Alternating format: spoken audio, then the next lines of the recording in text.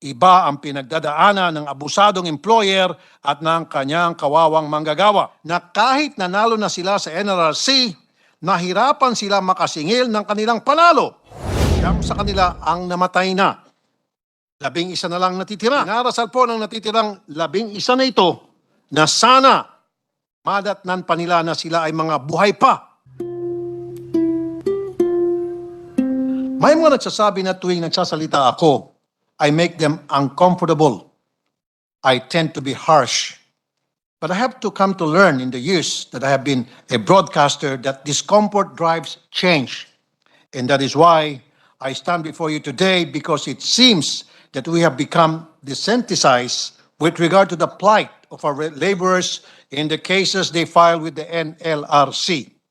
Recently, there has been an increase in incidents of employees encountering difficulties in recovering their money claims or executing judgment that they fought so hard for. Just last week, my attention was called regarding incidents involving cases that they brought before the NLRC. A heartbreaking example is the case of Tommy Flabiano at ang kanyang mga kasamahan na kahit nanalo na sila sa NLRC, nahirapan sila makasingil ng kanilang panalo. Nagsimula sila na 20 sila ng mga complainants at dahil sa tinagal at bagal ng proseso, 9 sa kanila ang namatay na. 11 na lang natitira. Dinarasal po ng natitirang 11 na ito na sana madatnan pa nila na sila ay mga buhay pa at matanggap ang kanilang ipinanalong pera. Mr. President, we will make sure that things like this should and will not ever happen again. Ironically, the Constitution provides as a policy that the state affirms labor as primary social economic force. It shall protect the rights of workers and promote their welfare. But if you go to the office of the NLRC and ask them if they feel that they are valued as a primary social economic force, I'm quite sure they will either laugh at you or they will be clueless about what that means. Indeed, the enforcement of rights through litigation is not the same for our employers and employees. Iba ang pinagdadaanan ng abusadong employer at ng kanyang kawawang manggagawa. Ang employer, pag nanalo, di mahirap para ipa-execute ang desisyon. Kadalasan, inaaprubahan lang ang pagtanggal ng empleyado. Pero, pag nanalo ang empleyado, pahirapan. Parang treasure hunt ang paghahanap ng mananagot sa award ng korte. Mr. NLRC, Chairman Nograles, can you please respond? sir, una, ang problema ko po dyan sa inyo, fixer. Dahil nyo pa pong LTO, ang dami po mga fixer dyan.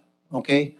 Wag nyo sabihin wala, dahil mapapaya kayo sa akin pag sinabi nyo wala. Number 2, sir, dapat sir, bilis-bilisan nyo po yung pagtrabaho nyo dyan. Kasi ang nangyayari, meron pong reklamo, halimbawa yung isang manggagawa, aabutin po ng siyam-siyam. By the time na natapos na yung kaso, nanalo na po yung manggagawa, kuminsan, inilipat na po yung pangalan sa ibang kumpanya. Ito pa po masama. Ito po nakakainit talaga ng dugo.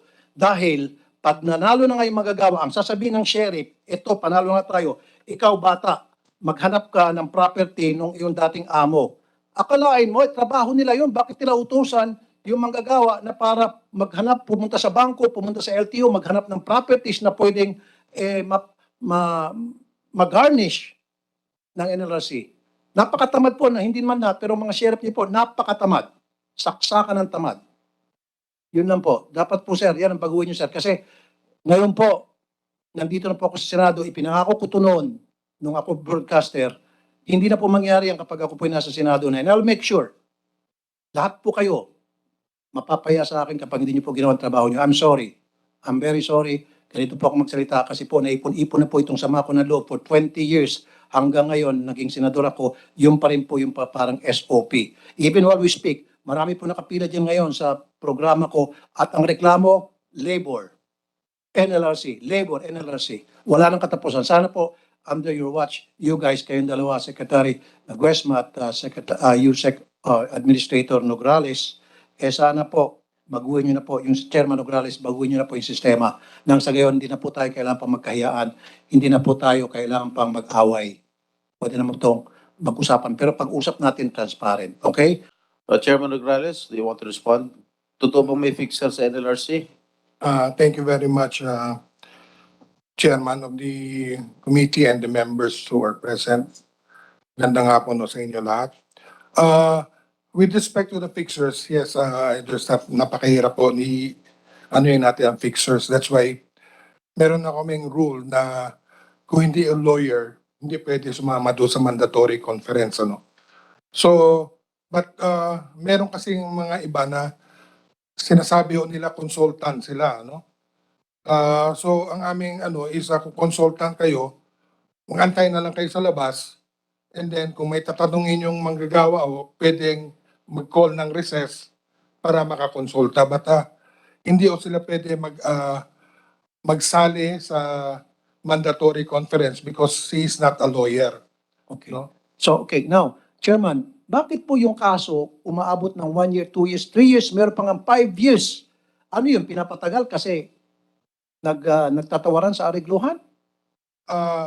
Well, probably, Your Honor, Kasi bago may duktong ko, Chairman, sorry mainit ang ulo ko ngayon dahil nalala ko naman yung mga pang-api sa ating manggagawa. Kung ako nga po, kaya kong solvein Promise. Meron ako mga kaso, 1 week nasusolve ko po. Pinapresa ko yung dole para solvein yung problema. Kinakaladkad ko po sa dole, yung pong employer, napapapayag ko po yung employer. Bakit kayo, kung kaya ko ng 1 week, bakit kayo inaabot ng 1 year, 2 years, up to 5 years pa? What the heck? Ano pong nangyari? Saan ba ang problema pagdating sa mga proseso sa NLRC? Based on interviews and research that we have conducted, the concerns arise at the very beginning when the parties go to the SENA or single entry approach, where parties appear before a mediation officer to possibly reach an amicable settlement. Even if these procedures provided only the parties will attend, sometimes the employer party sends their lawyer posing as their representatives to attend the conference. The employees are easily intimidated. I propose that only non-lawyers could represent parties before the SENA.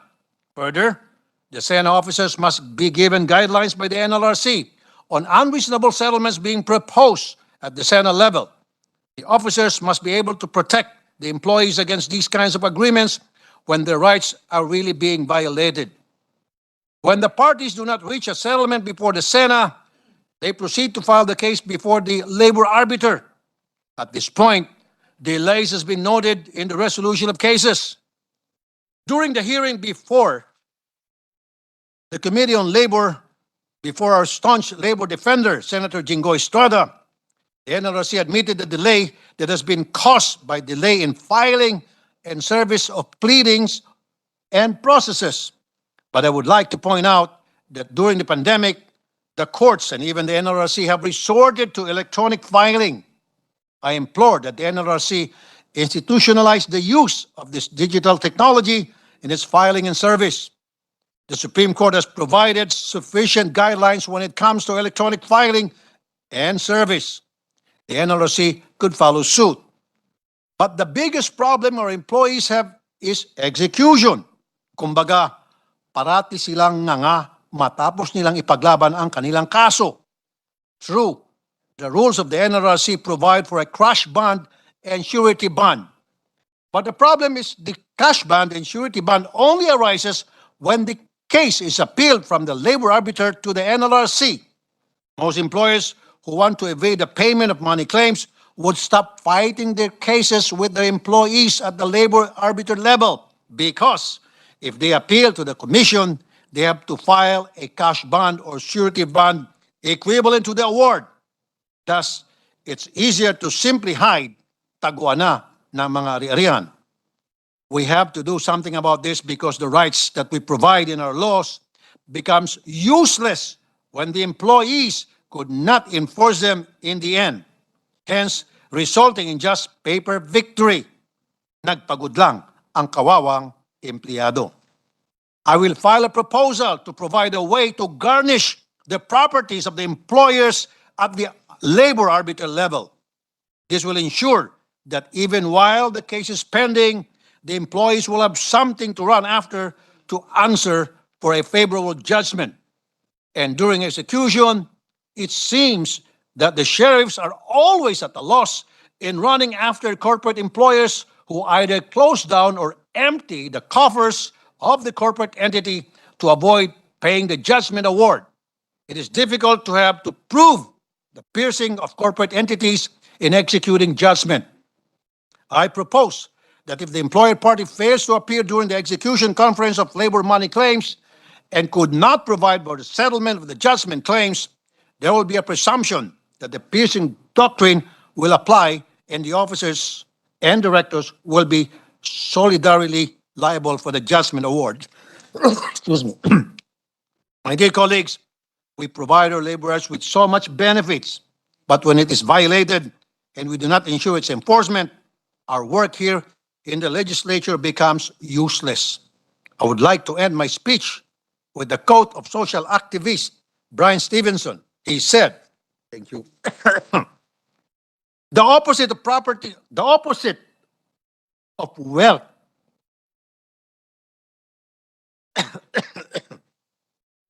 the opposite of poverty is not wealth.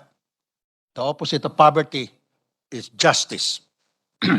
Social justice mandates us to give our less fortunate laborers a fighting chance with the laws that we implement. Hindi basta bigay lang tayo ng bigay ng karapatan at benepisyo. Kailangan siguraduhin natin ang mga ito ay may papatupad. Thank you, Mr. President, and my dear colleagues, for indulging me with your time and attention. Thank you. Maraming po salamat, Senator Tulfo.